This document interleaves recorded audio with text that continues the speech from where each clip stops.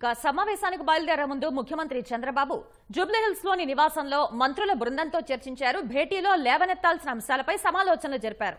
ఇక ఇదే అంశానికి సంబంధించిన మరింత సమాచారాన్ని మా ప్రతినిధి ధనుంజయ్ రెడ్డి తెలుసుకుందాం. ధనుంజయ్, ఏపీ మంత్రుల బృందంతో చంద్రబాబు ఏ అంశాల మీద చర్చించారు?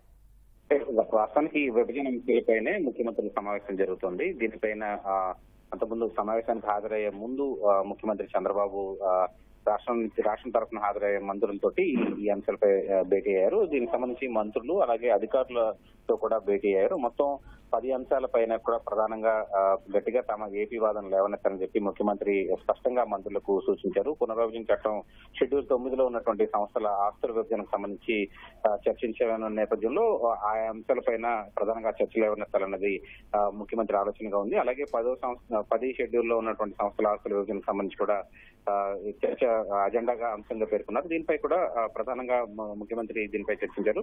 అదే దానికి సంబంధించి 10వ షెడ్యూల్లో ఉన్నటువంటి ఆస్తులకు సంబంధించి ఇంకా ఒక 1500 కోట్ల రూపాయల మేర 1530 కోట్ల రూపాయల మేర ఇరు రాష్ట్రాల మధ్య వివాదం నడుస్తుంది.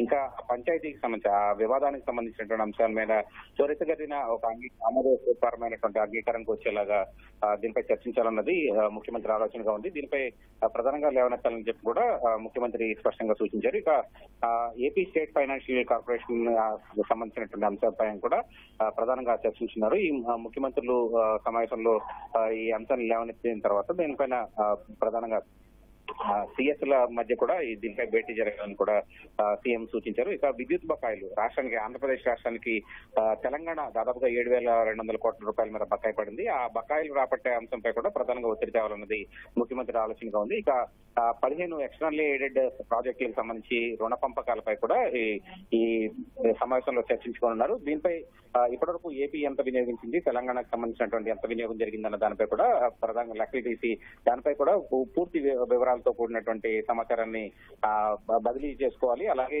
దానికి సంబంధించినటువంటి అంశాలపైన స్పష్టత రావాలన్నది ముఖ్యమంత్రి ఆలోచనగా ఉంది. దీనిపై కూడా ప్రధానంగా చర్చ అజెండా అంశంగా కూడా ఉన్న పద్ధతిలో దీనిపై ముఖ్యమంత్రి దిశానిర్దేశం చేశారు.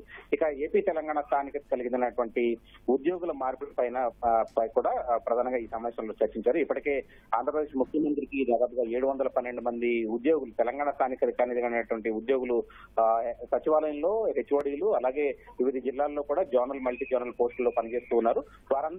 వారందరినీ కూడా తెలంగాణకి మార్చే అంశం, అలాగే అక్కడ ఉన్నటువంటి తెలంగాణలో ఉన్నటువంటి ఏపీ స్థానికత కలిగినటువంటి ఉద్యోగులు తీసుకున్న ఈ సమావేశంలో చర్చ జరిగింది. దీనిపై కూడా ముఖ్యమంత్రి మంత్రులకి అలాగే సిఎస్ కూడా దిశానిర్దేశం చేశారు. ఇక ఉమ్మడి సంస్థలు ఇప్పటివరకు విభజన కానిటువంటి ఉమ్మడి సంస్థల వ్యయం రీయింబర్స్మెంట్ కూడా ముఖ్యమంత్రి సమావేశంలో చర్చించే అవకాశం ఉంది. దీనిపై కూడా ప్రధానంగా ముఖ్యమంత్రి మంత్రులకి సూచించారు. ఇక హైదరాబాద్ లో ఉన్నటువంటి 3 భవనాలని ఏపీకి కేటాయించే అంశంపై కూడా ఒత్తిడి తేవాలన్నది ముఖ్యమంత్రి ఆలోచనగా ఉంది.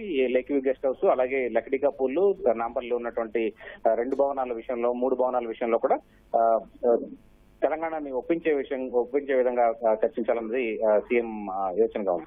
ఇక విభజన చట్టంలో 10 షెడ్యూల్లో ఉన్నటువంటి విభజన పైన గతంలో ఎక్స్పర్ట్ కమిటీ, షీలాబేడి నేతృత్వంలో ఎక్స్పర్ట్ కమిటీ ఏర్పాటైంది. దీనికి సంబంధించి ఆ షీలాబేడి కమిటీలో ఇప్పటికే 81 సంస్థలకు సంబంధించినటువంటి ఆస్తుల పంపకాలపైన ఏపీ ఆమోదాన్ని, అంగీకారాన్ని తెలియజేసింది. కానీ తెలంగాణ మాత్రం 68 సంస్థల ఆస్తుల పంపకాలకు సంబంధించి మాత్రమే అంగీకారాన్ని తెలియజేసింది.